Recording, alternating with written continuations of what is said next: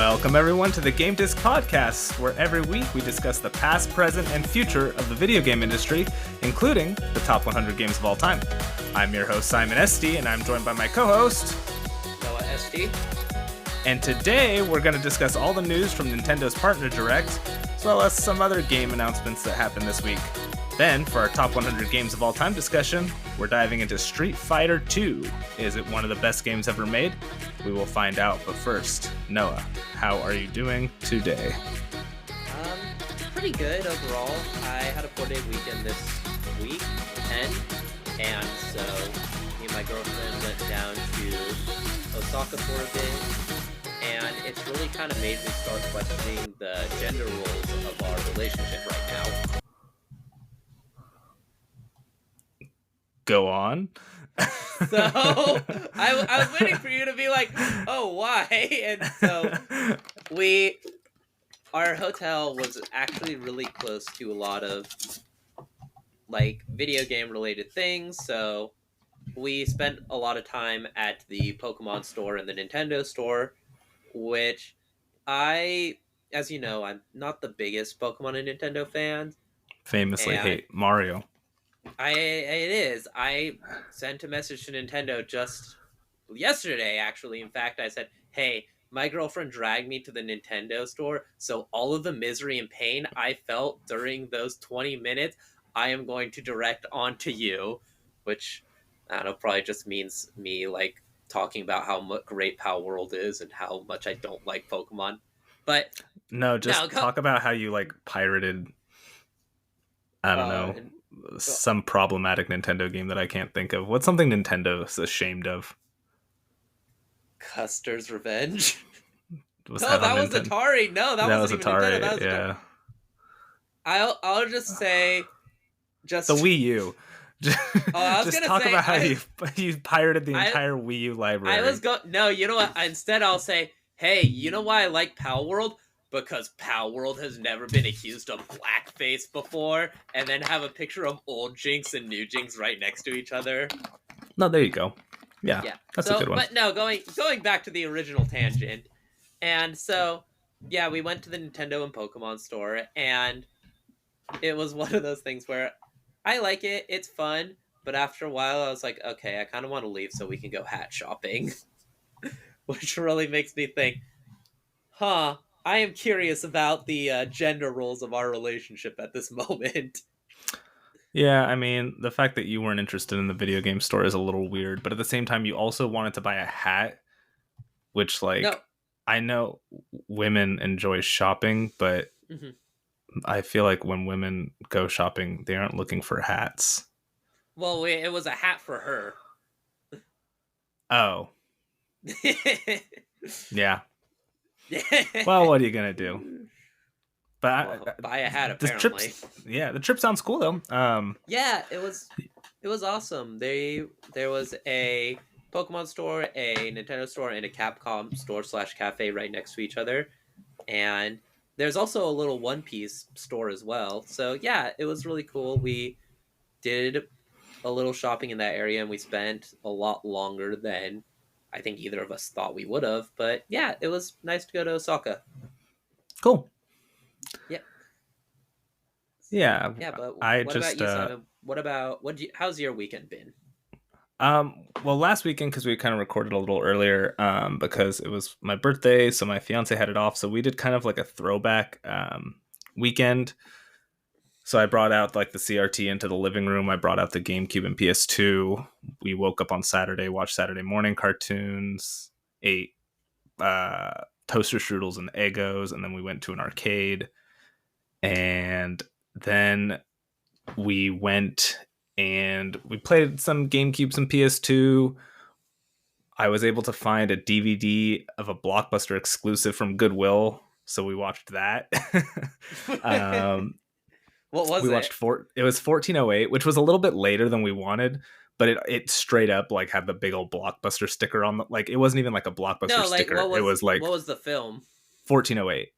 Oh, the movie gotcha. It's the movie 1408, and it was like, yeah, just like the disc was stamped with Blockbuster. It was like, if you bought this movie at Blockbuster, this is what you got. And we were like, well, It came out in 2006, which is older than we wanted, but it it's too It's perfect. So Blockbuster. Yeah. yeah, there's nothing more throwback than that. So we watched that on the PS2, which Mhm. we ran into a little snafu. So part of what we did was like no phones, Yeah. which was really cool. But Hmm. we had to cheat a couple of times. One was to order pizza.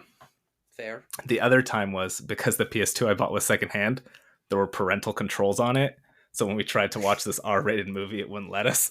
So I had to look up how to like bypass the Well, parental what controls you on the should have done PS2. is you should have just gone on your computer and do it. I mean, yeah, that would have been the way to do it, but it was, you know, I guess that's probably what I should have done. But it was kind of Yeah. like when I was looking up stuff and trying different things, having it on Yeah. my phone was a little easier. Um, Yeah, that makes sense. but anyway, yeah, so I'm glad we both had a good weekend. And then this weekend, I've just been fine. She's back to work, Hmm. so nothing too exciting. Just playing some Persona and God, what did I do yesterday? I guess played I had Persona. a I had a weird yesterday too. I was like, what did I do yesterday? And I was thinking like I didn't play a lot of video games, but it seemed like yesterday just kind of happened. Yeah, that's kind of how I felt too. Work's been crazy. But that is enough about us. We've got a lot of games that were announced this week. So let's just jump right into it, Noah. This week, Nintendo held their partner direct. This was rumored to have been originally scheduled for last week, but they delayed it due to all the craziness with Microsoft, so they did it this week instead. Again, this was a partner direct, so really no first party announcements, mostly coming from their partners, which some people find disappointing. But I think that this is probably what we're going to mostly see this year, given the imminent launch of the Switch 2 and everything that's kind of going on with that. So let's just get right into this direct. I wrote down everything. I don't know if you want to go through everything. I guess we can do what we kind of did last time. There was a state of play where I kind of read what was announced, and you can kind of gauge me on what you think of if it's something that you'll find interesting or not. Do you want to just do that? I feel like our Yep, game discussion won't take too long. sounds good. So Yeah, well, I we can spend a also little was bit more looking time at on your the notes, news. and I also was looking at your notes, and you wrote like everything talked about, and I it's literally like, wrote everything. yeah, do we really need to talk about Unicorn Overlord? Are you Is serious? Well, we've talked about that before, haven't we? We're just gonna go through it. Yeah, we're Okay, gonna go talk ahead. about Unicorn Overlord. All right. Um, so the direct opened with Grounded by Microsoft Game Studios or Xbox Game Studios, whatever they're calling themselves. Yeah. This is a port, and it's scheduled to come out April 16th. What do you think, Noah? You gonna play Grounded? Has 20 Nah, million but players. that's a big number, but I'm gonna pass on that one. Not a big live service fan. Yeah, I'm not surprised. I like the idea of it though, and I heard it's good. Yeah, Like I that's what said, I heard too.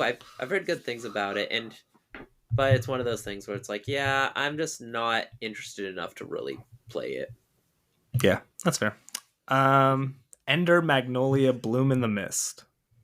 What is that? Those are a collection of words. It's apparently a sequel to the game Ender Lilies. I actually think this looks kind of cool. It looks like it's like a Metroidvania. I Hmm. was actually kind of surprised. I was watching the direct. I was like, I don't know what this is, but it kind of looks cool. And I Yeah, guess no. the original game got like an 86 on Metacritic, so I think it's actually going to be. This might actually be something that kind of pops off. It might be pretty good.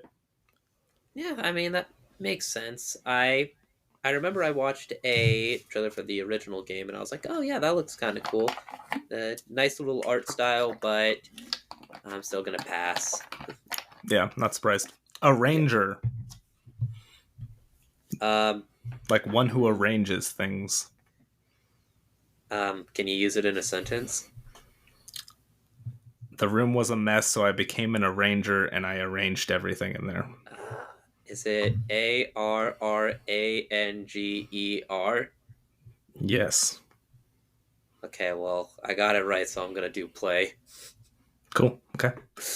Unicorn Overlord, baby, coming out March 8th. And it I'm gonna. also got a demo dropped. I am going to pass on that one Why?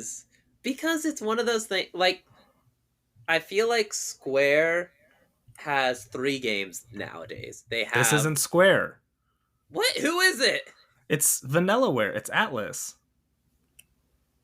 Oh, is this the one by the 13? Like, isn't this the like new game by like the 13 Sentinels people? Yeah. Oh, okay. Yeah, I'm gonna pass. I never played 13 Sentinels. Well, there's a demo, and you should try out the demo. Okay, God, there's so many demos that I need to try. I Like, know there's a lot of demos. there's I'm there's mostly these when we two. do what we've been playing, I'm mostly going to be talking about demos. It's well, I just downloaded 2 random demos. One of them was for a game, and it's supposed to be like a throwback to like a PS1 horror game, and another is the Inquisitor, which even though the game's not supposed to be good, I think it sounds really interesting. So I at least want to try the demo. Cool. Yep. All right, so no for Unicorn Overlord, Yeah. which is dumb. Monster Hunter Stories. This is a remaster of the original Monster Hunter Stories, which I think launched on the 3DS. Yeah. That's gonna be another pass for me. Yeah, that's a I pretty big pass for me. yeah, I'm not a giant Monster Hunter fan. My girlfriend loves it, so we play it a good amount, but I I'm a little excited for Wild, but nothing else Monster Hunter really catches my attention. Yeah, I agree. hmm Epic Mickey Rebrushed. This is a remaster of the hit Wii classic Epic Mickey. I I would like to play it because Epic Mickey was a pretty big deal when it first came out on the Nintendo Wii. I remember people like first hearing about this game and I'm be like, why is this getting attention? And it became this pretty much like a I don't know if I'd consider it an iconic Wii game, but I would say it's a very important game to like the Wii library. With that in mind, I do not know if I will be purchasing it. I will Do you gladly play know? it. Do you know What's why that? it was a big deal? Why is that now? Actually, The creator was Warren Spector. Do you know who that is? it sounds familiar. Who is it? He created Deus Ex. That's definitely not a combination I was expecting. I know he's a pretty big game developer. Oh yeah. In one of the Jason Schreier's books, he did a chapter about Epic Mickey, and it is fascinating. Like everything Huh. about that game is just fascinating. Like they made there was some weird thing with like where there was like a sports player who they were trying to like trade the rights to, and they literally traded him specifically to get the like rabbit who Universal owned the rights to because they wanted him hmm for Epic Mickey. Like Hmm. it's bizarre. It's wild. That whole game is just Are wild. But are you are you planning on playing it because you know like this weird backstory for it? Does that kind of make you I interested in playing it? yeah, but I honestly think I would just go track down a Wii copy. I feel like that's a better way to play it. I don't really have any interest playing it on my Switch, but I do. I kind of have been wanting to pick up the Wii version, which it can't be very expensive. Yeah, that makes sense. I can see it. Yeah. Moving right along, Shin Megami Tensei 5. I don't know why I almost said Yeah. V. It got messed up. Shin Megami I Tensei mean, 5 Vengeance coming out June 21st. This is an enhanced edition of Shin Megami Tensei 5, which came out a couple of years ago. You gonna play it, Noah? maybe Oh, I. really? This is one. Yeah, well, because not on the Switch, definitely not on the Switch, but they did announce it for other consoles, and I remember when you played the game, you were like, "I like it, but there's a lot of performance issues, and this definitely isn't the most optimized game." So if they play it on a console not that's not the Switch, like a PS5, it won't have those issues. So it's like, okay, maybe I'll see how like this is the way the game was supposed to be. Maybe I'll see how it turns out. Yeah, that's fair. I hmm mean, it's a long game, and I just played through it when the original one came out, hmm so I probably won't even touch this. If they come out with like a Switch 2 version, then maybe I will, because then it will hopefully run better and I can experience the new stuff. But I'm already playing Persona Reload. 3. Yeah, I'm playing Reload. I still have Golden on my Switch. Metaphor ReFantazio comes out this year, which is made by the same people, so it's probably going to be pretty similar to Mega 10. I Mhm. just don't know if I have room in my life to play through a Mega 10 game I played through like a year ago. Yeah, that makes sense. But I mean, I think you'd like it. If you're just looking for like a pure dungeon crawler, I think you'd Mhm. like it. Yeah. Um, Star Wars Battlefront Classic Collection coming out March 14th. This is a little enhanced. It's got an extra map, online play, and Kit Fisto, everybody's favorite green Jedi. Oh, I what guess about it's. Yoda? Yeah, I know. I know. I you realized that as you soon as I said it. yeah, you just were like everybody's favorite green Jedi. Except for the one of the most iconic Star Wars characters out there. Except for literally the second Jedi we see in the Star Wars franchise. Hmm. And yeah, so I'm probably gonna play it. The Battlefront games were really fun. Not the most like insane gameplay or like insane like mechanics and such, but they were great, just good sit down fun. So yeah, I think I'm probably gonna play it, especially because as a kid, I never really got to play Battlefront 1.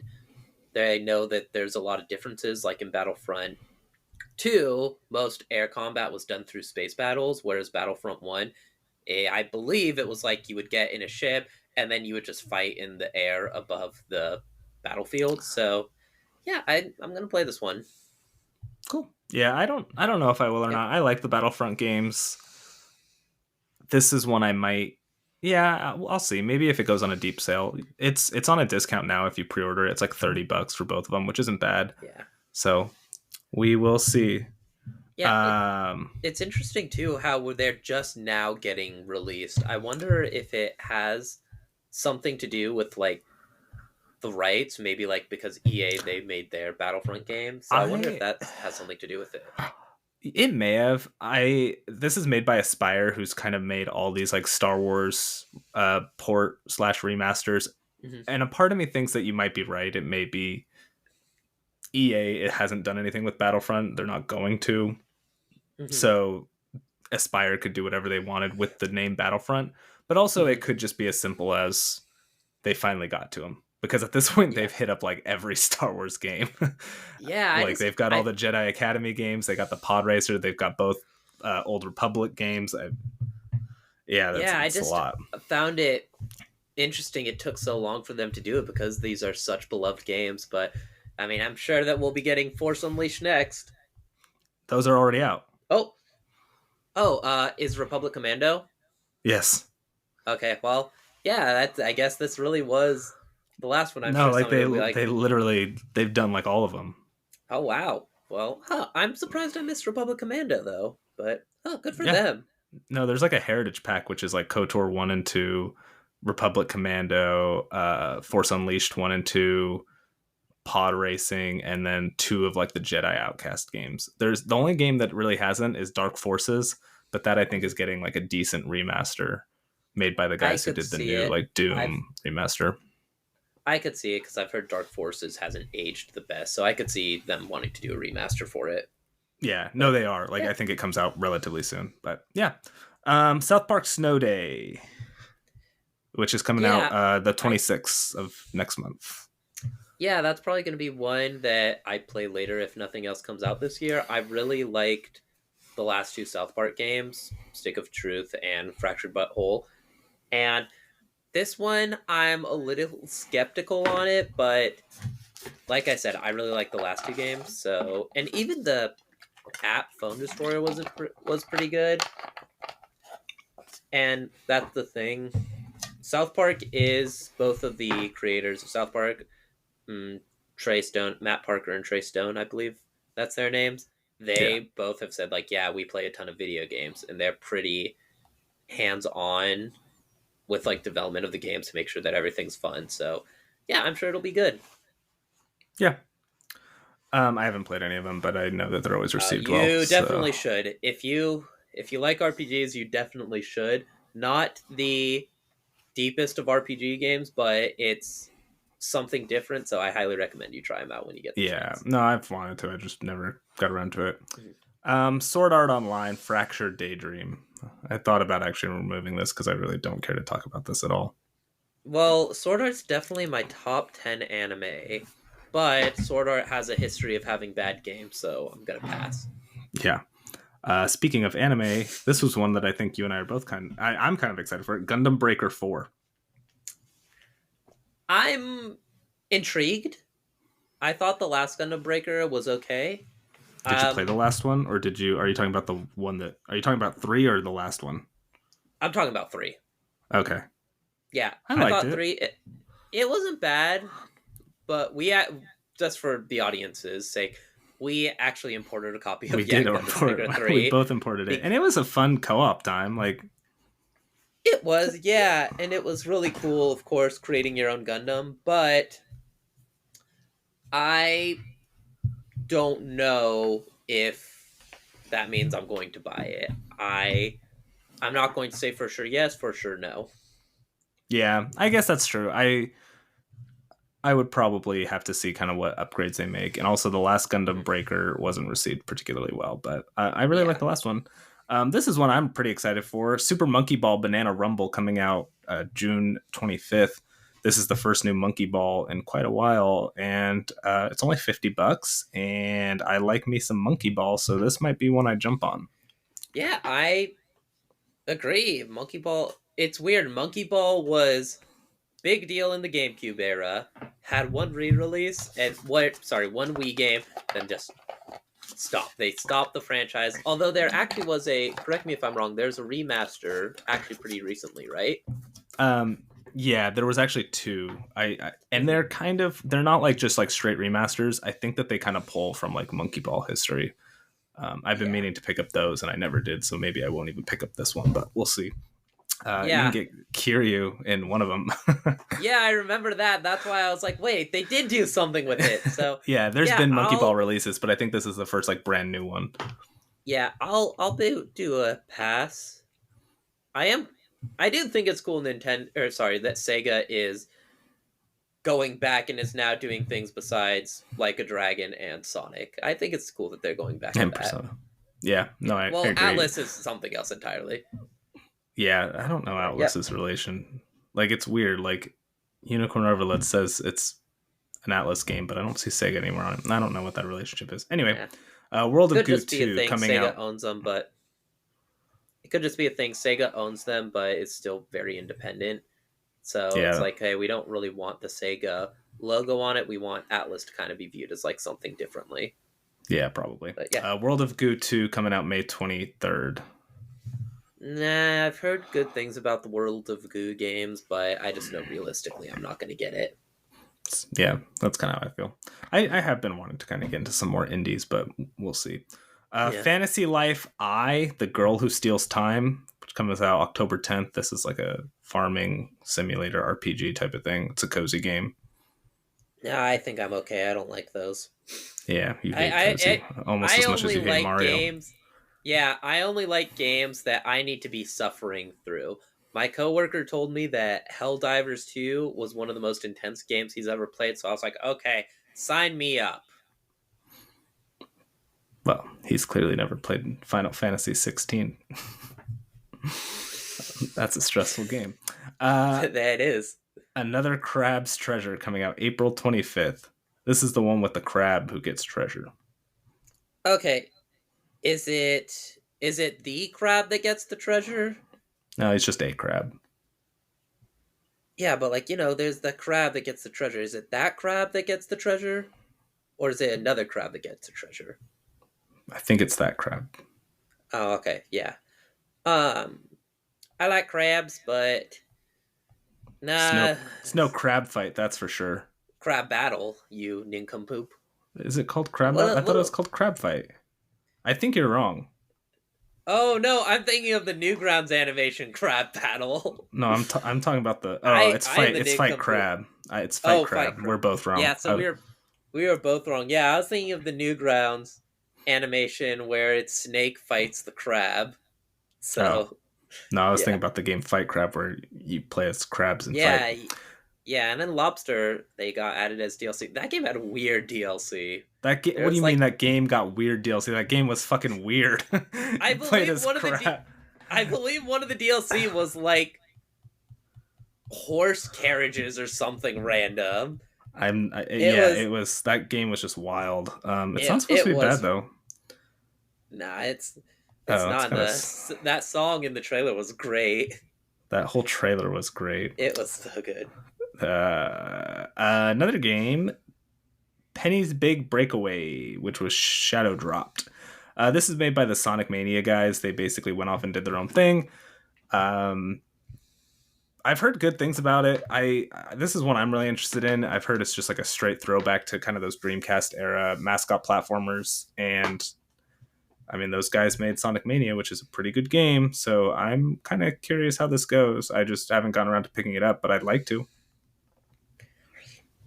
Yeah, this is another one that I'm like, I would like to play it, but I don't really think I'm gonna buy it. So it's unfortunately a pass for me. Yeah. So this is one I actually did buy. Suika game multiplayer mode, which was shadow dropped. I didn't buy the multiplayer mode, but I didn't realize Suika game was on the Switch until this, and I did buy Suika game. So what is Suiku Game? I'm surprised you haven't heard of it. It's like I'd buy it. It's Mhm. $3, but also say goodbye to everything that you love. It is the premise is super easy. You fill up fruit in a jar, and Mhm. if you have two fruit that touch each other of the same kind, they become another bigger fruit. So like if you Mhm. touch if you and like it's like Tetris, every turn you get like a different fruit to drop and it's random which fruit you're going to get. Uh-huh. So if you drop two cherries, they become a strawberry. Two strawberries become a grape. Two grapes become like a lemon. Two lemons an orange, and so on until you can get to like a watermelon. And the goal is to get two Mm. watermelons to touch, because then you like beat the game basically. Yeah, yeah, yeah. But you're Huh. limited by how much space you could put in your container, and so it's mostly just to try to get a high score. But it's Mhm. got like this really cool physics system where like the fruit will fall different ways. It's super addicting. Like for $3, just buy it, and it's I played it way too long today. I was like, oh, I just want to try it out, and I ended up playing it for like 45 minutes. Yeah, yeah, I don't know what would be better though, buying it on cuz oh, hold on. Okay, well it seems like I can get the iPhone version for free. Is it So, the real? Is it real though? Because when I it looked at looks like iPhone, it. okay, when I looked at the iPhone, there was no like there were like It's Suika game clones, but not actually the yeah, you're real right. Suika games. This one looks very similar, but well, actually I don't know because I what's mean, the if you can get it on developer your of phone, get it this? on your phone. But either way, I'd buy it on your Switch. It's $3. Yeah, that's true, but I would never play it on my Switch. So, You'd be but oh, surprised. regardless, I'll say put this as a strong maybe. Yeah, you should. And then we could play Suika game together. I'll buy the multiplayer mode. It's like $2. Pepper Grinder, which had a demo shadow dropped, and the game is coming out March 28th. This one's kind of like a spiritual successor to Drill Dozer, and I did play the Oh demo. man, I thought you were gonna say it's like a spiritual successor to Dilbert, and I got really excited. No. So, yeah, that's kind of yeah. I'm just now disappointed that if you didn't say anything like that, gonna put it as a pass. Okay. Um, Pocket Card Jockey, which was also shadow dropped. This is a remaster of I think a DS game. Pass. Okay. Yeah, Pentiment, which was almost a shadow drop because it was released the day after the direct. I You played this Pentiment, is a didn't you? tough one. I did, and I did like it. I didn't beat it, but I did really like it. I Oh, got like a third through. So maybe on sale, I'll buy it again. it's only 20 make some bucks. different choices. Yeah, but $20 is $20. So Yeah, that's true. And three of that money is yeah. going to Suika game. Um, But what about you? yeah, I really want to. I haven't picked it up. I almost just was like, oh, I'll just buy it as soon as it's released. But my Switch is pretty backlogged. I've got Final Fantasy VI, which I'm hoping to wrap up at some point soon, and then the demo for Unicorn Overlord is like 5 to 7 hours long, Hmm. and I'm really enjoying that demo. So I'm probably going to pick up that game. So I don't know when I'll have time for Pentiment, but that I'm going to pick it up at some point. It just depends on when. And then Makes the sense. last two kind of big things for the direct were some rare games coming to NSO, including Blast Core, the original Killer Instinct, RC Pro AM, and Snake Rattle and Roll. Yeah, and yeah, it's really cool that they were able to team up with Microsoft and get some more games onto the Switch's library. You gonna play any of them? I want to play Blast Core. The game sounds I would badass. like to play. Yeah, I would like to play Blast Core. It's something that I saw it a ton. Like growing up, going to the stores with like retro games, I always saw Blast Core, but I never picked it up. But it sounds, yeah, just like a fun little game. It does. It just sounds like nothing else that's Mhm. ever been made, and unfortunately, it's for like the N64 one, and I don't have the expansion pass because I don't care that much. And finally, the direct wrapped up with Endless Ocean Luminous, which is coming out May 2nd, Yeah, which is a sequel to the Wii game Endless Ocean. yeah. Ocean and games scare me, so that's going to be a pass. Yeah, I don't really. I mean, maybe I'll pick it up. I feel like Kim might really like that game, so Yeah. we'll see. It seems like a cozy game. So, unless I missed something, Noah, you didn't care about anything from this direct except for I maybe Pentiment and South Park. and Star Wars. Oh, and So Star Star Wars Wars. So Battlefront. those are your Yeah, three. like I mean that. Yeah, and that's pretty much my thing for every Nintendo Direct. It's like there's one game that I'm like, oh, that's interesting, but I really don't buy a whole lot of games, so I know realistically I'm not gonna buy like a lot of the stuff on there, even if I'm like, oh, that game looks cool. Unless I hear a lot of really great stuff about it, I'm probably not gonna buy it realistically. Okay. Yeah, fair enough. Mhm. I'm Yeah. interested in a lot of it. Just depends on what I can get to. But what I can get to on the PS5 is Hi-Fi Rush and Sea of Thieves, which were officially announced to Mhm. be coming to that console. This is after last week where Phil Spencer said 4 games were coming to other platforms. The Nintendo Direct announced Grounded and Pentiment, which were 2 of the games, which PlayStation did say were also coming to their platform. And then the other 2 were Hi-Fi Rush and Sea of Thieves. Hi-Fi Rush is coming out on March 18th, and Sea of Thieves is coming out April 30th, and we'll have crossplay. Noah, are you picking up either Sea of Thieves or Hi-Fi Rush on I am PlayStation? picking up. I'm picking up Hi-Fi Rush. If you I pre-order it, you get a discount. Oh, that's nice. If you're I'll PS probably Plus, I think. I'll probably have to do it because I've been very intrigued by that game for a while, and yeah, I'm glad I'll finally be able to play it. Yeah, I think you'll like it. I'm a little surprised it's not on Switch, but I think it's probably just the Switch is too weak, and I bet we'll see it launch on the Switch too. But Yep. I PlayStation 5 is going to be a great way to play it. It's a fairly short game, so it's not like one of those like big RPGs that the Switch would make so much better. If anything, probably is going to play better on a PlayStation 5 with a nice TV and probably some nicer headphones. I would Mhm. That's the way to play that game, either Yeah, Xbox or PC, or PlayStation. But PlayStation doesn't yeah, have Power World, which has crossed 25 million players. This was announced by Pocket Pair, which is the developer, and 15 million of those players are on PC and 10 million are on Xbox. And Noah, you want to talk about this because that means the number of players on Power World has officially passed the latest sales numbers for Pokemon Scarlet and Violet, which was at 23 million. So, what do you think of this? This was yeah, kind of your and story.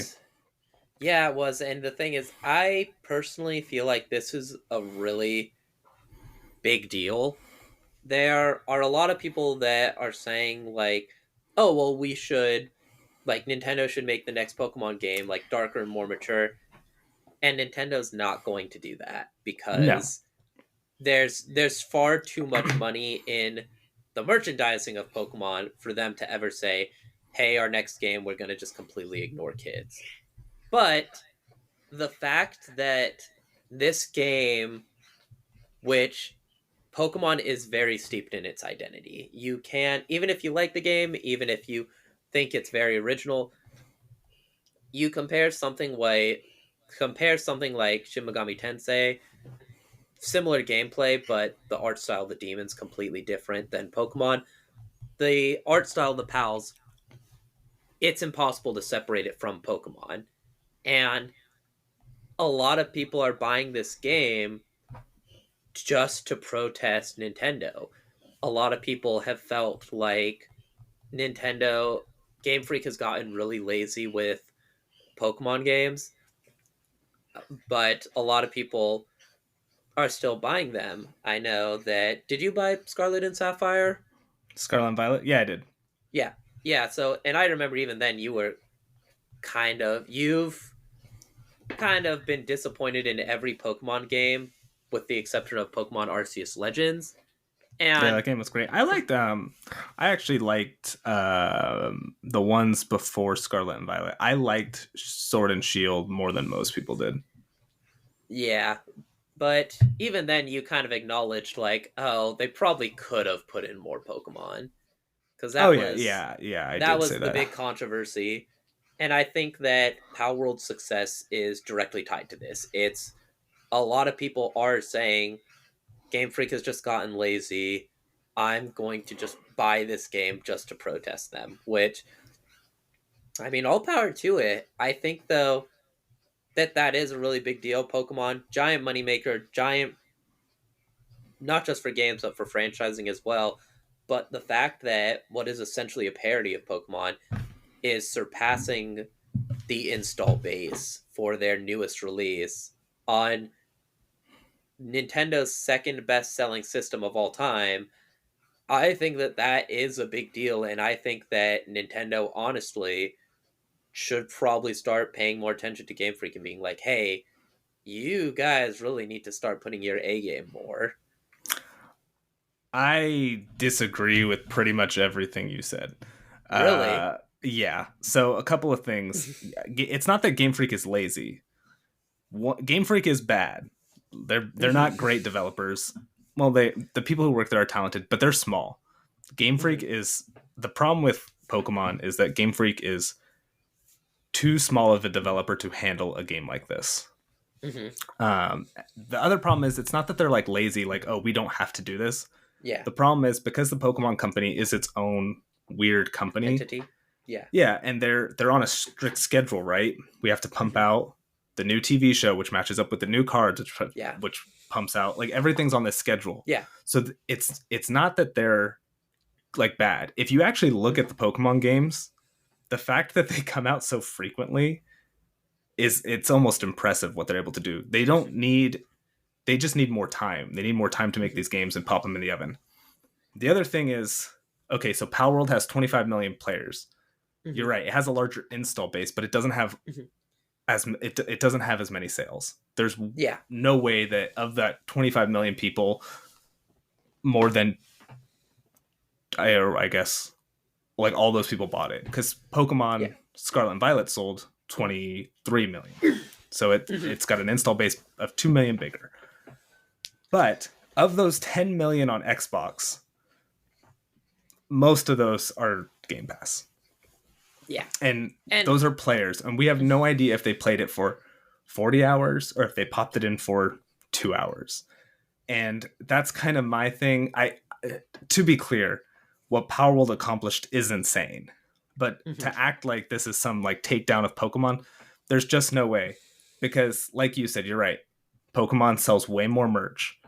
I guarantee you, if they made a darker Pokemon that was similar to Power World, it would not sell significantly more than what we're seeing. Pokemon Scarlet and Violet are like some of the best selling games ever. You look at the actual like it's the 7th best selling game on the Switch, which is already means it's outselling pretty much any game that any company is putting out. I just don't think there's anything that Pokemon Company could do to make this game sell better. It's just going to sell what it's going to sell no matter what, whether it's garbage or whether it's amazing. It's always just going to sell that well. Maybe it'll get a little bit better, but when you're talking about a game that sold 23 million if you make it what? So if it gets a 90 on Metacritic, is it all of a sudden going to jump to 30 million? Maybe, but I don't really think so. And my final point, and then I'll let you talk, is Yeah. that Pokemon is just on the Switch. This is on PC and Xbox. It is two platforms versus one. That's going to have a factor too. Yeah. So Rant over. Yeah, no, you're good. So real quick, nobody's saying that this will overtake Pokemon. I scoured the internet a lot. I've seen a lot of people talking about Power World. I personally have not seen anybody claim that this will overtake Pokemon, which, given how dramatic a lot of gaming is, I feel like that's pretty telling, the fact that nobody's saying it. So I really don't think anybody thinks it will. Oh, I'm sorry. I misunderstood you because I thought you said something like, oh, this is like kind of going to light a fire under Pokemon's ass. And I'm like, no, there's no way. I think it's something that, well, I think that the fact that the parody game now does have a higher install base, that's something that maybe Nintendo might be a little disappointed in, because I feel like even so. Are you kidding me? Nintendo's so excited. They can't wait to get some of that money when they sue. Then they sue. But then what if they lose the lawsuit? I mean, they don't care. Because another thing that I wanted to bring up is that Power World, even for the people who bought Power World, it's a $30 game versus a $60 game. Yeah. And so you figure before, even if the sales were even if it sold just as well, it still made half the money of Pokemon.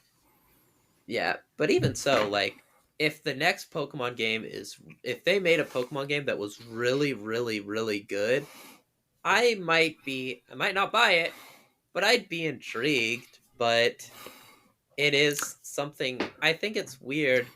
Nintendo is such a good developer, and Pokemon games are just really odd in the sense of, for the past several releases, it seems like it's always just so negative surrounding it. It's always, oh yeah, we're removing this. Because you even, correct me if I'm wrong, you told me that the newest Pokemon game, Scarlet and Violet, you said it was probably like the least optimized game you've played on the Switch ever. Oh yeah, yeah, it is. Yeah, it's bad. And it's that is bad. not a good thing for what's supposed to be like a huge deal. No, I agree with you. And I think, again, the problem is because it is this, it's not like, so this is a little off topic, but it came out that part of the reason Nintendo delayed the Switch 2 was to strengthen its software lineup, which a lot of people are taking to mean there is a 3D Mario coming, but it's not going to be ready this year. So they want to launch it with the Switch 2. And Nintendo can make that call, right? Because they make Mario. Whenever they have to deal with Pokemon, they've got to go through Game Freak and Creatures Inc.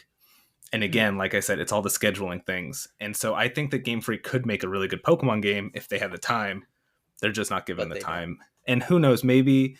And unfortunately, it's only going to get worse because if the Switch 2 has 4K, which it might, they kind of got lucky with assets being easier to make on Switch because it's a much weaker system. They're working with 1080p instead of 4K. So Pokemon might be in for a really rough shape. And who knows, maybe you're right. Maybe then Nintendo will step in and say, okay, we need to figure something out because this isn't working. But we've talked about Power World and Pokemon enough. Yeah. Well, I like how prior to it, you were like, I don't know, let's see if there's enough to talk about. And there's actually a good amount to talk about. Yeah, I mean, I think it's interesting. Good on Power World, but it's Pokemon's going to do what Pokemon's going to do. Yeah. And also keep in mind, Power World sales have been steadily decreasing lately. Oh, yeah. Yeah. And again, impressive, but it's a $30 game. Yeah. And I think I kind of, maybe I didn't say it, but I know I believed it. I kind of felt like Power World was a game with not a lot of staying power. But no, I agree. Yeah. But a game with a lot of staying power is Elden Ring, which had a little announcement after Nintendo's Partner Direct, where they announced the big DLC pack, Shadow of the Erd Tree. which got a pretty lengthy trailer and a release date, which is June 21st, and it's going to be $40. You're going to buy Shadow of the Erdtree. Bro, I don't even have Elden Ring. I realized that as soon as I said it, so no. Yeah, and before anybody starts being surprised, so you bought Elden Ring, and I just went over to your place. I borrowed it. I played a lot of it, and it was a game I always wanted to buy because it is so fun, but I never got around to buying it. Maybe if they release a special edition that has both the Shadow of the Erdtree and the main game, I'll check it out. Well, you're in But luck. They did. well, that is good. I think it's like just hope $70. I just really hope nothing else comes out this year, because that is a game that if I buy it, I would play nothing else. So I Yeah. really hope And nothing else comes out this year. yeah, I'll probably pass on it. I beat Elden Ring. I really liked it, but I think I got enough of that game. Maybe, who knows? I'm sure that I also wasn't really interested in Elden Ring until it came out, and then it came out and it was the thing everybody was talking about, and I ended up really liking it. So we'll see how that goes. But Noah, you Well, aren't. and the and real quick, the DLC for Bloodborne, the Old Hunters, I think it's called the Old Hunters DLC. That was a lot of people really liked it. So these games do really Oh good yeah, DLC from what I hear. no, a lot of people say. I mean, that's why people are so excited for this, because you're right. FromSoft is known for having pretty expansive DLCs. Mhm. But no, you are in luck, because other games are coming out this year, like Riot's Project L, which they announced the official name is going to be 2XKO. And Noah, you made a note that fans are confused. Why are fans confused besides the name just being awful? Because Is it just because the name's awful? it's such a weird name. Like Project L, people got it. They sensed the League of Legends connection. It was like, oh, League has two L's, Project L. I get it. And 2XKO, which people believe it stands for double knockout, Yeah, which I I could mean, see because it's it, a tag fighter, so yeah, two of course people. that's what it stands for. What else would it stand But for? it's I don't even follow fighting games. I didn't even know. I thought it was just a collection of letters and numbers. Oh no. And well, and that's what people are saying. Then why not just call it LOL double knockout? And so it's officially referred to as 2XKO. It's a lot of people are like, I kind of like Project L better. It's a weird title. I don't think it's going to affect. It's going to affect nothing in the long run, but it is something people are just like, that's weird title. It's weird that, especially, there's always going to be growing pains because the game has been announced years ago and has always been referred to as Project L. So there would always be some growing pains when it comes to announcing an official title. But yeah, this is one people are just confused about. I mean, it's whatever. I mean, it's not a great name, but it does make sense in the context of the game. I think they want to move away from the League of Legends thing, which is fine. I don't think that's necessarily a bad thing. I know there's probably people who would be turned off just because it has League of Legends in the title. Yeah. So I get it. I don't think it's the best name, but I think Yeah. it is indicative of the game itself. So who cares? Yeah. Mm-hmm. All right. I think Now, it's. oh, Nah, were you still I talking was about it, saying, or are you like, ready to move I on was to the just feel saying good story? maybe they should have thrown a couple more ideas around, but it Yeah, is what it is. By next week, it's not going to be a huge deal. no, people will be fine as long as the game's good. All right, you want to take us into our feel Yeah. good story? Yeah, so by the way, speaking of fighting games, the streaming awards happened recently, and it's of course an award show dedicated to streamers streaming and just acknowledging those who either do well in the field or are advancing it. But the reason why I wanted to mention it for the feel good story is because Maximilian Dude was the winner of the Legacy Award, which the Legacy Award is given to those that they believe have really greatly improved streaming or has had a positive effect on it. And it's viewed as a lifetime achievement award kind of thing. And Maximilian Dude, he predominantly streams fighting games. And so the fact that he was the recipient of this year's award was really great because fighting games aren't the biggest genre, but he is credited as bringing a lot more awareness and making the genre a lot more mainstream. He is actually one of the reasons I got into fighting games so much. And he lost best fighting game streamer at the awards, but the fact that he was the winner of the Legacy Award was something that a lot of people were really excited about. And I Yeah, that's think kind so of a bigger too. deal, I feel like. Cool. Yeah, oh, definitely. Yeah, I mean, I don't know who this is. I don't really follow streamers or anything, but Yeah. I have heard his name kind of tossed around, and it seems like a lot of people like him. So good for Yeah. him. Mm-hmm. All right, that is all of our news this week. You ready to go into our top 100 games of all time discussion? Yep, which going from talking about a fighting game to a fighting game streamer Talking about a to fighting now, game. yeah, to talking about what is arguably the greatest fighting game of all time. It definitely is the most important. We are talking about Street Fighter 2 today. As per usual, Noah, this is going to be a weird one just given the nature of this game, but what do you like about this game? What do you not like about this game? Who would you recommend it to? Spoiler free, very quickly, very briefly. Please don't spoiler Street Fighter 2. Go. Yeah, so I'll try to keep the plot details light. What I like about this game, music and characters. What I don't like about the game is the pace in some versions, and it is a little simplified. It is very simplistic. I'd recommend it to anybody that wants to know what a fighting game is. Yeah, what I like is that it created the fighting game genre. What I don't like is that it created the fighting game genre, and I'm bad at that. And who would I recommend it to? I'd recommend it to, yeah, pretty much anybody who's just kind of interested in like where fighting games came from. Mhm. So with that being said, full spoilers, I guess, for Street Fighter 2, Yeah. if you can even spoil it. I know I kind of Well, made a I joke mean, about something I liked being that it's a fighting game, but something I actually do really like that you already mentioned is the music. yeah. And to kind of preface this entire discussion, I'm not really a fighting game guy. I've played them here and there. I own Street Fighter 6, but I never really got into it. I want to, but I just never did.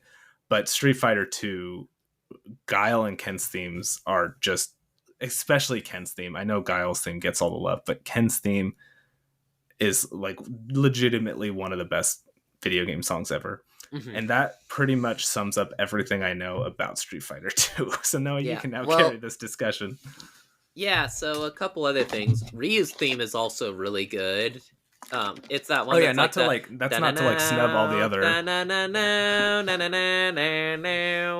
That one's also Yeah. really good. No, all And the I music mean, in this game is incredible, but I think those two are the standouts. yeah. And we talked about just a couple weeks ago the woman who was in charge of the music. She got inducted into what was it again? She You got know what I'm talking about, right? yeah, she got inducted into like the Dice Hall of Fame or something, I think. Yeah. So this game does have really good music, and I think that so that's the thing. It has some of the most iconic just game soundtracks that out there. Hugely popular music, and I guess we'll go ahead and we'll just go and real quick talk about the characters. So when it comes to characters and character select, this game does a phenomenal job. So we'll just talk about the original 8. for right now. But the way that it works is you have the, because keep in mind this is basic stuff nowadays, but you have to think about it at the time of the game when most fighting games didn't have selectable characters. It was either you pick one person or you pick the other. And if they did, they had a very minimal roster. I think Fatal Fury came out later that year, and they only had 3. So the Yeah, way that that's the why I character was kind select, of saying that this is like this is the fighting game. There was no there was not fighting games before this one. Maybe there were games that used similar mechanics, but this was the game that, like you said, had selectable characters and that the characters were relatively complex for things at the Mhm, time and were unique, not just in design, but mhm. in abilities and how they played. Yeah. So even just presentation is, like I said, the way the character select is you see all the characters on screen. They have a small portrait, and then you go over to them, and then it gives you a bigger version of the portrait.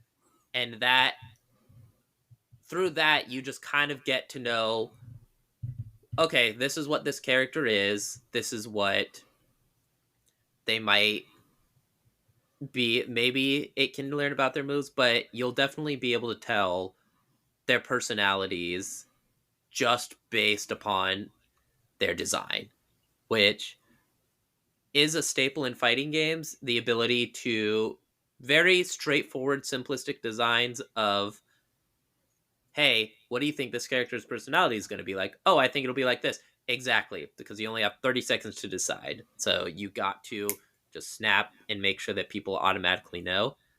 And another thing that was a really big deal that take for granted is the way that the life bars in the game work is it's just a simple line, and the more damage you do, it gets closer to the timer. So then that way, you when things are getting intense, you can very quickly see how much life I have, how much life my opponent has, and how much time is left in the match. Which these are things that not every fighting game, even after Street Fighter 2, did correctly. So the fact that they knew how to do it like this was just, they knocked everything out of the park.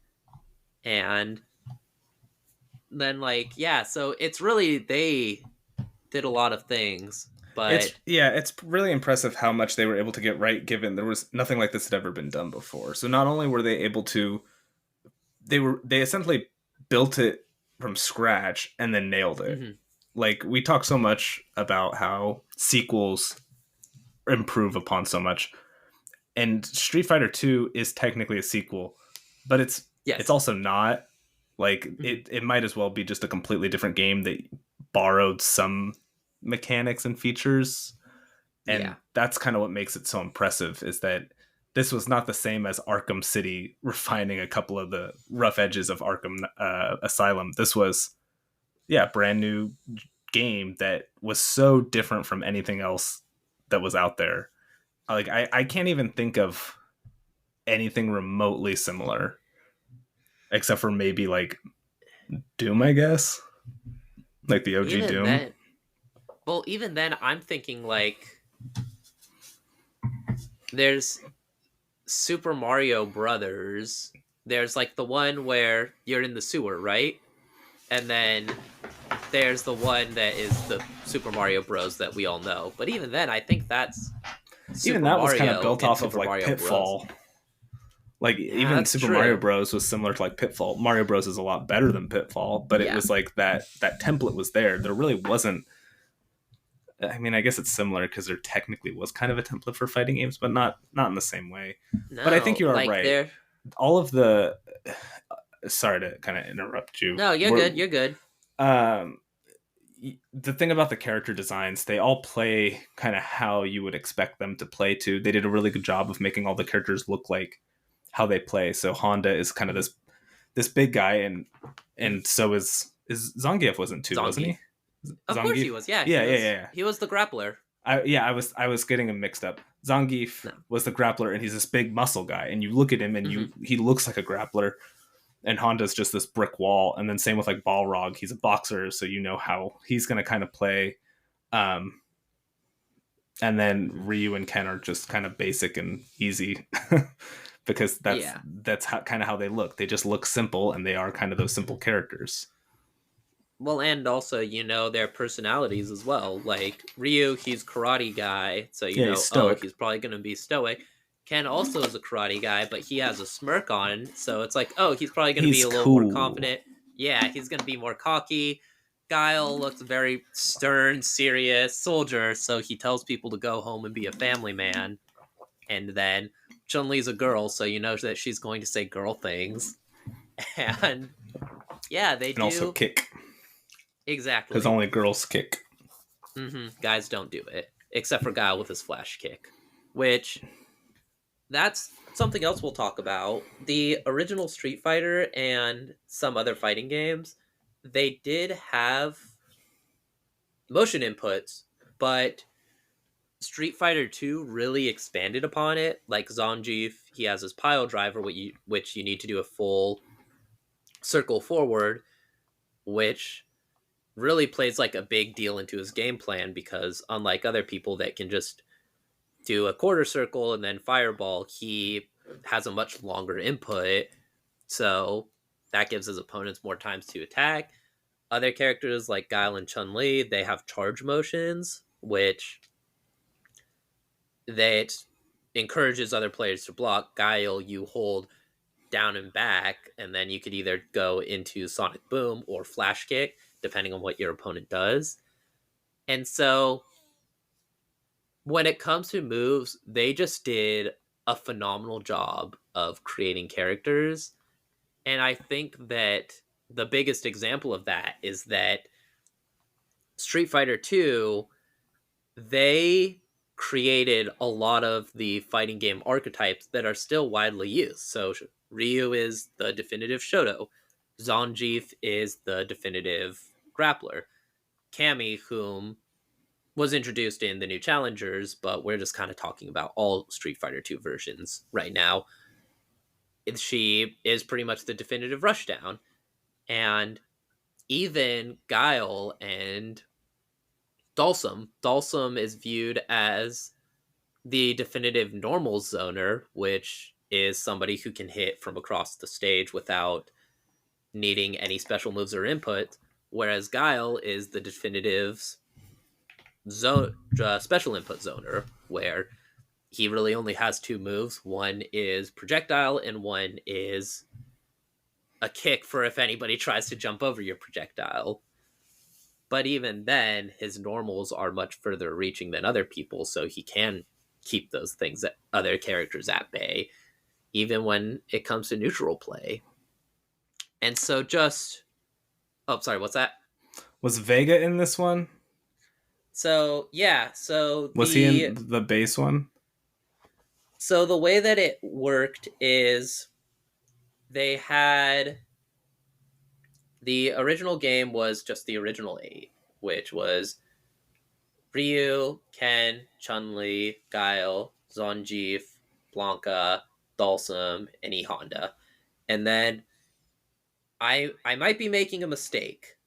So if I make a mistake, I'm sorry. I believe that then they made another version that allowed the 4 bosses, also known as the 4 kings, playable, which was Dulcet, or not Dulcim, sorry, it was Balrog, Vega, Balrog, Sagat, and M. Bison, which, fun fact for the day, when it comes to a lot of like international fighting game tournaments and such for Street Fighter, they don't call them Vega, Balrog, and Bison. They call them Boxer, Claw, and Tyrant, or Dictator. And the reason why is because in Japan, the Boxer, whom is known as Balrog in the States, is known as M. Bison in Japan. The person with the claw, known as Vega in the States, is known as Balrog in Japan. And the Dictator, whom is known as M. Bison in the States, is known as Vega in Japan. And the reason why is because having a boxer named M. Bison during Mike Tyson's prime was a legal risk for Capcom in the States. So, Yeah, all the names but got yes, going back to shuffled. it, yep. And then they made another version called the New Challengers, which introduced Cammy, Fei Long, and T Hawk into the game as well. Oh, and DJ. So they introduced those four, and then the last version, which is Super Street Fighter Turbo, they added the secret boss Akuma. So, but going back to it, you did ask if Vega was in the game. Do you remember why you asked that? Yeah, I only asked that because I couldn't remember. I knew he was in it at some point. I couldn't remember which version he was added, and I was wondering because I knew that all the people from 2 were in 6. I was wondering why he wasn't in it, but Yeah. So 6 only has the original 8 plus Cammy and DJ. okay, that's what So I'm starting. yeah, so that's actually kind of why there's a big thing is I think they said that the Four Kings were not going to be in 6 because they're done. They're like dead. So that's why Ed has a lot of boxing moves because Balrog's not going to be in the game. Ed is, but we're not talking about 6. We're talking about 2. And speaking of boxer, even a thing like they designed the game, everybody gets 3 punches and 3 kicks. And then they made a character that was like, oh, but he breaks that. He just has 6 punches because he's a boxer. And so it's stuff like that it's like, even from the beginning, they were playing around with things and just were really breaking all of these rules, even ones that they themselves set. And yeah, that's why there's characters in later releases like Jiri, whom doesn't really have, she I think might have 1 punch, like 1 or 2, but her heavy also uses kicks. So yeah, and So it's just I what's that? so I mean I think at this point it's pretty obvious that this game is going on the list. I Yeah. think the tricky part is like you said, there's so many different versions of this game. Mhm. What what's kind of the difference between them and which one do you think makes the most sense? So there's a lot of small, I was saying we just put, I'm mostly just referring to Super Street Fighter 2 Turbo. That is the final arcade release. So And this so is I'm like the thinking culmination like of everything. exactly. And I was Okay. thinking like let's just do that because it makes sense to pretty much just symbolizes everything associated with It it. is just like the perfect Like version of this game. yeah, exactly. They've Okay. done as many balance updates as they can. They introduced a ton of iconic characters because if we just did the original, it's like, oh, so we're going to leave out the version that created Cammy? Like, no, we're not going to do that. Yeah, and So, that's part of the reason why I was asking about Vega too, yeah. because I was curious when some of these like iconic. I mean, at this point, most Street Fighter characters are iconic, Mhm. especially if you were at 2 at any point. I think most people who play video games can at least name anybody who was in 2. The only one I was surprised about was DJ. I didn't realize that Well, he was introduced that early. do you know who T Hawk is? I've seen him. Yeah, I think T Hawk is definitely the black sheep of 2. He is definitely the most,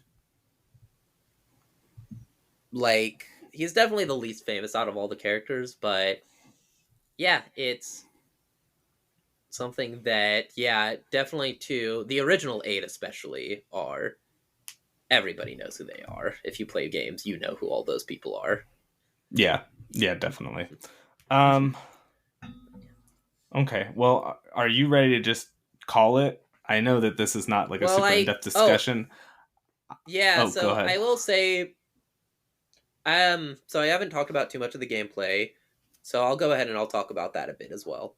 So the main thing that separated this game from other fighting games was the ability to cancel moves, which was essentially when you do a normal, you could end the animation early and instead throw a special move out, which then allowed you to combo your hits. And this was actually a bug while creating the game. And so they noticed that this happened, so they removed it. And then while continuing work on the game, the devs were like, "This game is a lot less fun now that we can't cancel moves. So let's put that back in." And that is a huge staple to the fighting game genre. The ability to cancel moves into other moves is the foundation of 2D fighting combos. It's And like Bob Ross so, said, there's only happy mistakes. exactly. And that is a huge thing. I I'm not a huge fan of Street Fighter 2 just because while it's fun and it's a really solid fighting game, it does have a it's very simple, which other fighting games like say Street Fighter Third Strike for instance, they have multiple mechanics that I think make the game more fun, but I think that is Street Fighter Two's legacy is it is the foundation for all 2D fighters. And the only major fighting game mechanic that's not in 2 that I can think of is supers, which was introduced in Art of Fighting. But it just Well, and I this game think is the that, foundation. yeah, I think its simplicity is why it's got some staying power too. It's a game that Mm-hmm. people still, I mean, people still play it a lot today, even though there are, Yeah. other versions. I mean, obviously, it's got what, Mm-hmm. 4 sequels, and yeah, created a genre of Mm-hmm. competitors. So, but I It's think got that that's even part more of than why that. it's, well, 4 main sequels, right? Three, four, Well, even five, then, six. people consider the Alpha series to also be sequels. Alpha 1, 2, and 3. Like, because in Japan, those are called Street Fighter Zero. Okay, So, you know what I meant. yeah. It's Yeah, no, got but main that's what I'm direct saying. There's even sequels. more sequels. Well, They yeah, got it even created more, a like, genre. main sequels. Exactly. But, yeah, going off your point, like, there are a ton of Yeah, sequels to it it. created a And, genre, and that's why it's Mhm. like, that's why I'm kind of staying quiet and there's not a whole lot to say, because it's like, what do you say? And then in Street Fighter you can, like, punch, and like you said, the canceling thing, I didn't know, that's pretty interesting. But Yeah. it is just, Mhm. this is a game that's hard to talk about because it's just, well, when you explain what this game did, it's not impressive because everything, every fighting game did it. What's impressive about it is that it did it when there was nothing there, and that's Mhm. why it kind of deserves to be on the list, I think. Yeah, Like, yeah, like you definitely. said, you would rather play a round of 6 than Mhm. 2, Two. but 2 is going on the top 100 list easy. I don't know if 6 will. I'm not saying it's not, No, I fix. I really enjoy 6, but it's not going on the but 2, list. yeah, There are but other 2 fighting 2 games. deserves it because of just, yeah, it created it. It's Mhm. been around forever, and it's, yeah, it created a genre in the same way that few games can say they did. Mhm. Exactly, and there's just so many iconic voice lines in this game as well. It's just like from the Sonic Boom to the Tiger Uppercut. So many iconic move names in this game. Oh yeah, I mean, everything about this game is iconic because it created the genre. Hmm. The music's Yep. iconic, the character designs are iconic, the sound lines, everything. Hmm. All right, so where do you think this is going? I I personally feel like it might belong in the top 10, definitely top 20. I It's not going in 10.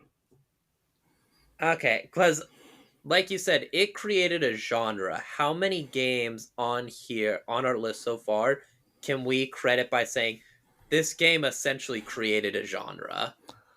Uh, Luigi's Mansion created the sucking up ghost genre, I was, and thought you were gonna say the survival horror genre. I mean, you're right. The closest thing is Halo, which created twin stick FPS on console. Yeah, which what was Halo put ranked? 9. 9. Yeah, So and Metroid is 10. Metroid is 10. Okay. Yeah, I'd be comfortable like putting it at 11, 11, Um, 12. I don't know if I want to put it that high.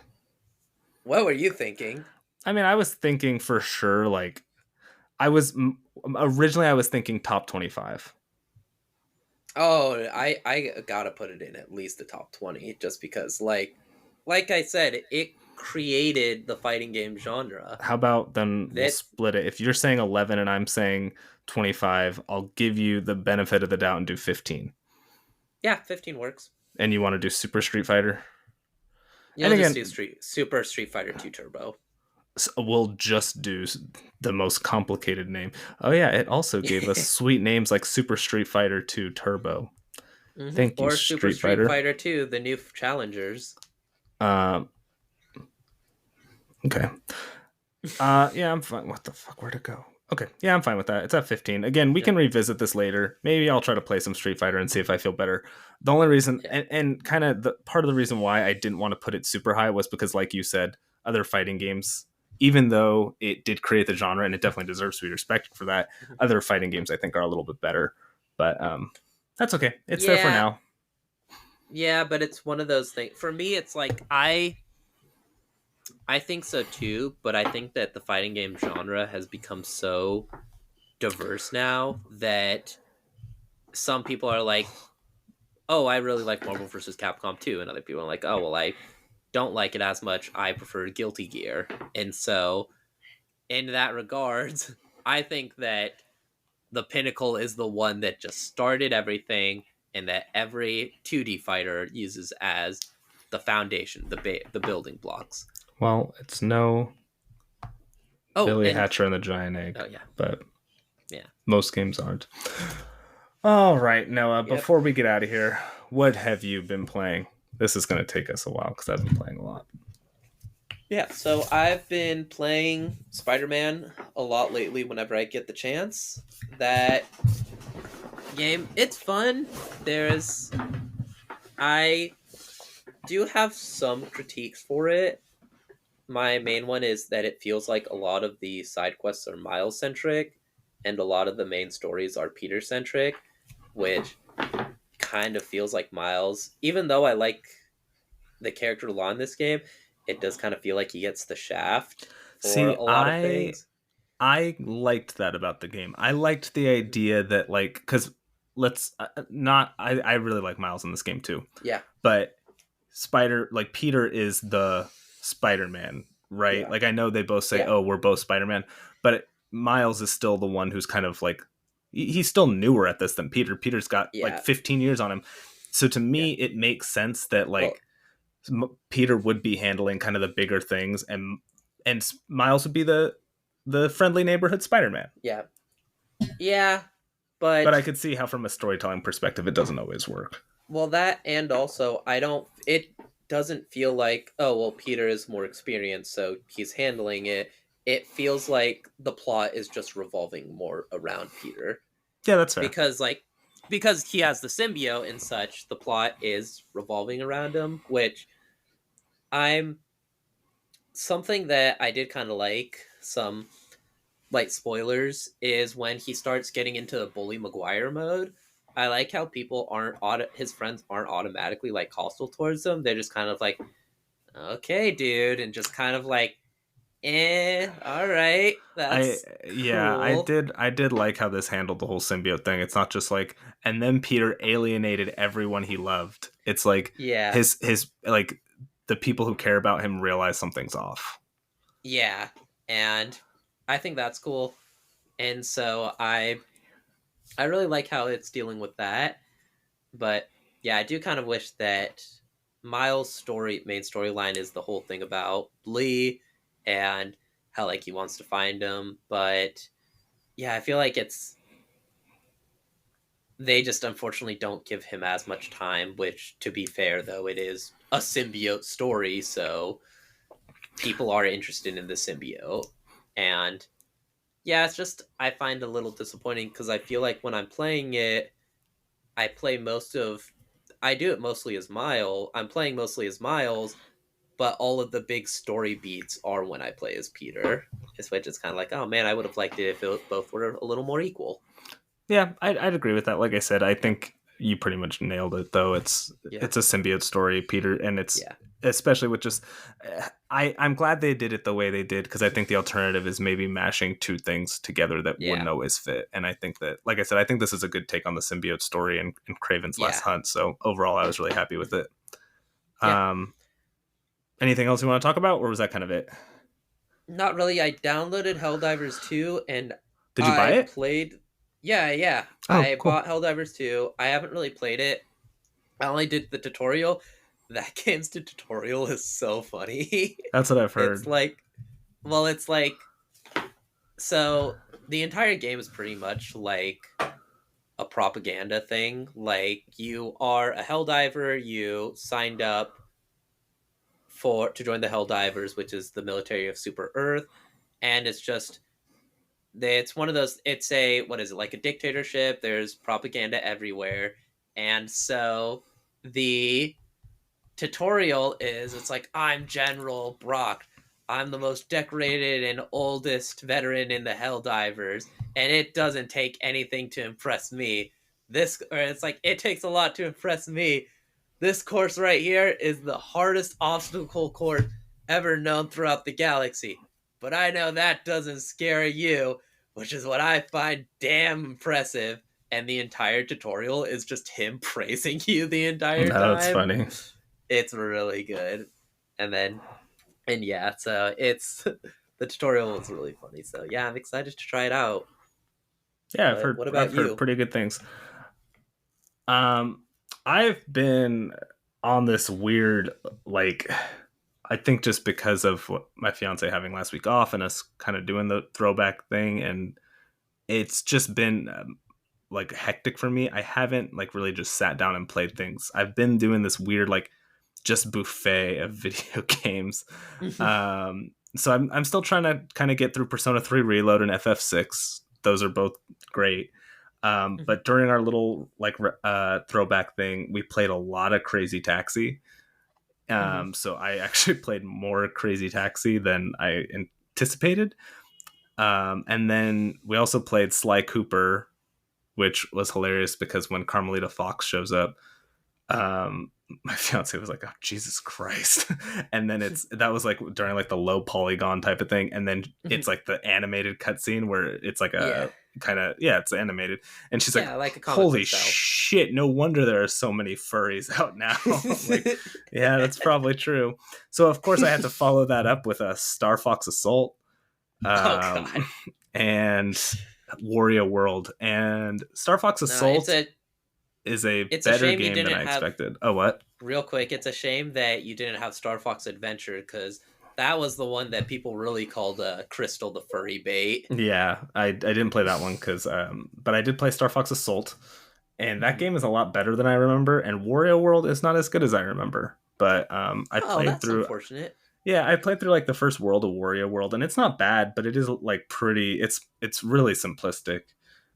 And then I played, but Star Fox Assault is really fun. I played through like Yeah, the first half of that game. It's a short game, but I really liked it. I Um, remember as a kid, I played the game and I really liked it too. I was like, No, hey, it's this good. game's so Like fun. even like the on like shooter, like even on the on foot levels, it's like, Yeah, oh, get in the land. It's just cool. It's like there's a level where you're in like a factory and there's these ships coming and it's like, oh man, the ships are getting real close to the factory, and then you hop in an R wing, blow them up, and then you're back. It's I don't know. It's I think it's really cool. I would love if they made a sequel and kind of refined some of those flaws. And then yeah. other than that, I've been playing a lot of demos. So I played the Final Fantasy VII Rebirth demo, which is like the opening of the game, which is Nibelheim. Um, I really liked it, but that game is like it's hard to tell what was going on. Like it was just like the Hmm. graphics were kind of like smudgy and muddy, and I guess I wasn't the only person with this complaint because they released a patch to clean it up a little bit. I played it pre-patch. I didn't play it after because I'm like whatever. But the game has really good reviews, so I'm really excited to see how that goes. I still think this is like Yeah. the best take on modern turn-based. Period. Mhm. Um, and I'm surprised by how Well, good the reviews are. So now I'm even more well, I excited than I know was. a lot of people have been. There's something I read, and people were like, there are people that are disappointed in 16, and this kind of feels like the game that they want. It's kind of a more modernized. It's not. It's an action game, but it's not super action. There's still elements of turn based.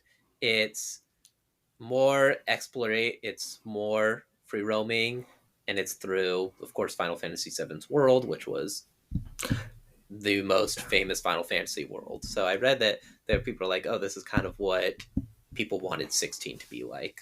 Yeah, this definitely feels like a game that we just don't get anymore. This is very much a modern version of the PS1 JRPG, and that's Yeah. a lot of people I think assumed that we couldn't do it anymore because it would be so expensive. So Mhm.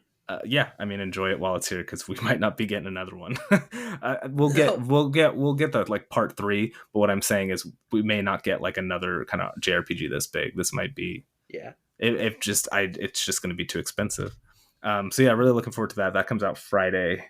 Um, and then wrapped up with 2 more demos. Pepper Grinder on the Switch, which was fun. I don't think I liked it enough to want to buy the game, but I did really enjoy the demo. It's like 3 levels. So if you like Drill Dozer, I think that you'd probably like this. I definitely check out the demo. It's fun enough. Um, Mm-hmm. like I said, I played a lot of Suiku Game. That game is addicting and not good. Like I feel like I could lose a lot of time. I was like, oh, I just want to try it out because I've heard it's really fun, and I ended up playing it for like 45 minutes to an hour. Um, and finally, probably the game I actually played the most this week was the Unicorn Overlord demo, which is like I was like, oh, I really liked 13 Sentinels. I like their art style. I'm excited to try out this game. I really like this game. I'm really excited for it. The art style on the Switch OLED looks fantastic. I really like the combat and just like how the gameplay works. It's a little complex, but I think I'm figuring everything else out. The story is a little cliche, but I like the way it's told. And when you're watching it through like just that gorgeous animation, it's really cool. Yeah, I'm hoping to wrap up the demo, and I can't wait for that game to come out.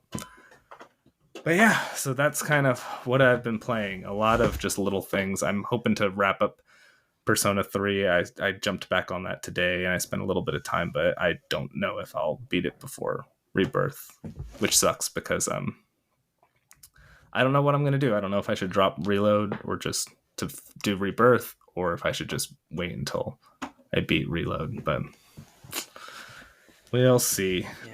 Well, Too many games that are all like speaking 100 of hours long. Rebirth, yeah. Well, speaking of Rebirth, though, I think you may have forgotten to do something today during our I did, and podcast. I'm going to do it. I did, and I'm going to do it next week because Mm-hmm. Okay. I mean, we can. The only reason I'm doing it is because we're already kind of long today, and also the game doesn't officially Yeah. come out until next week. So I think that the score may move a little bit. So we'll do it next Gotcha. week. I added a note so that I don't forget next week. But yeah, we do have to update on the our game disc game draft. But we will Yep. do that next week. I'll do kind of a bigger because I want to write down the dates of stuff too. So we'll do a bigger update on that next week, and All right. we'll see where Sounds we good. both stand. Mm-hmm. All right, Noah. Yeah, sorry, we just went pretty long. We spent a lot of time on news, which is good. That's why I was kind of like wrapping up the Mm-hmm. discussion because it's like we know Street Fighter's going to go on it. Let's just figure out where it's going to Yeah. go. So before we get out of here, what do you want to plug? So real quick, have you ever seen like those guys? Like usually they're like kids. They're like walking around like with their pants sagged and like their underwear showing. Yeah. Yeah. So I mean, they just I personally think they look kind of foolish, and all of my opinions are perfectly summarized in General Larry Platt's iconic single, Pants on the Ground. It has made waves since he performed it on American Idol, and it's a phenomenal song. It's just talking about the youth and their fashion senses. So that's what I am plugging today, Pants on the Ground, the song. Nice. Cool. That's not a bad one. All right. I'm going to play the outro music and get us out of here.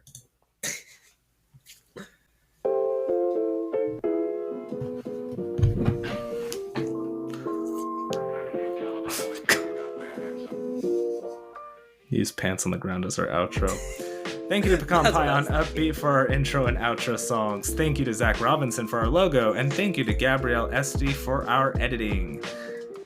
If you liked this, please follow and or subscribe and consider leaving a rating and review so more people can find us. We are still trying to grow a decent amount. You can find other episodes of this podcast on Spotify, Apple Podcast, and Google Podcast. And I'm going to upload them to YouTube. I know I said I was going to do that last week and I didn't. If you want to send us an email, you can do so at gamedisc.podcast@gmail.com and we'll read it on the air. You can send us questions, suggestions, or anything else you want. And tune in next week where we're going to do kind of something fun. There's a reason I didn't spin the wheels today. The wheels are not needed. Also, sorry if the outro music was wild. It said it was on 0, but it was really loud, and then I put it to half, and it got quieter. So sorry I messed up everything. But that's how it goes most of the time. And we'll see you all next week. Goodbye! Bye. Jeez, I just peed my pants. That's cool.